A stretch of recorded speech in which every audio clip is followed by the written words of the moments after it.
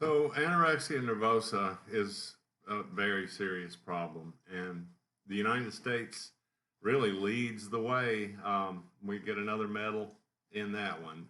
Where it's much more prevalent here than other developed countries, and I'm sure there's a lot of factors that play into that. But one that comes to mind for me is that the United States really is a trendsetter as far as our pop culture, with our media, the film industry, the television industry, the pop music industry, really kind of sets sets a high bar for our young people, with all the thin, beautiful performers that they're exposed to within that culture.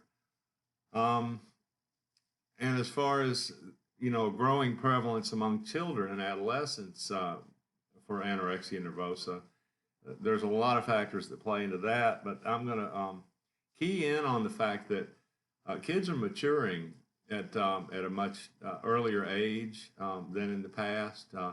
Definitely physically, particularly with girls, and to some extent, maybe not emotionally, but in the ways that they have to deal with adult situations. And along with that comes a lot of stress and anxiety, I believe, that can contribute to it. So the earlier maturation, extra stress and anxiety, and our increasing social attitudes around the standards of beauty and thinness, and of course, social media is another huge factor, I think, in that, the internet and social media. And that brings me to the third question about social media.